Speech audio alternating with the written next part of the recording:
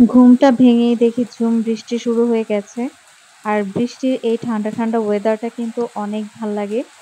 আপনাদের কার, কার বৃষ্টি ভালো লাগে? একটু কমেন্টসে অবশ্যই জানিয়ে যাবেন। আমার কাছে তো বৃষ্টি আসলে অনেক ভালো লাগে।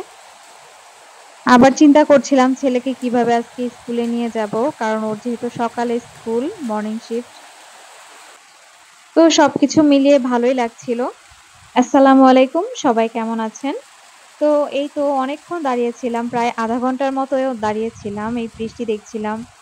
আর একটু উপভোগ করছিলাম। আমার কিন্তু গাছপালা অনেক ভালো লাগে। তাই আমি কিন্তু কিছু গাছ লাগিয়েছি আমার বেলকনিতে। আজকে আপনাদের সেটাও একটু দেখাবো। ছেলেকে নিয়ে স্কুল থেকে আসার পরে তারপর আবার একটু ভিডিও করলাম। আপনাদের সাথে গাছগুলো বলেছি যেহেতু শেয়ার করব। তো এই তো এটা হচ্ছে লাউ গাছ। এই লাউ গাছটা আমি কিছুদিন আগেই লাগিয়েছি।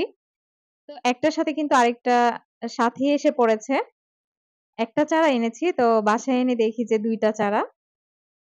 আপনাদের কাদের হচ্ছে লাউ শাকটা পছন্দ অবশ্যই কমেন্টসে জানাবেন। তো এখানে আমি আরেকটা বালতির মধ্যে হচ্ছে কিছু কাঁঠালের বিচি আর কিছু হচ্ছে লিচুর বিচি লাগিয়েছিলাম। সেখান থেকে কিন্তু গাছ হয়েছে মাশাআল্লাহ। আর এখানে হচ্ছে এটা আমি আজকে এনেছি মাত্র। এটা হচ্ছে একটা বোম্বাই মরিচের চারা। তো এটা আর যে পাশের চারাটা সেটা হচ্ছে আমি আরো ২-৩ দিন আগে লাগিয়েছি। তো এটা মাশাআল্লাহ বেঁচে গিয়েছে। এর মধ্যে রান্নাবান্না কমপ্লিট করে ছেলেকে রেডি করেছি মসজিদে দেওয়ার জন্য। তো এই তো বের হয়ে গিয়েছি রাস্তায়। ছেলেকে হচ্ছে মসজিদে পাঠাবো। এই যে রাস্তার দেয়ালগুলো কিন্তু অনেক সুন্দর করে ড্রইং করেছে ওরা। তো অনেক কিন্তু ভালো লাগে।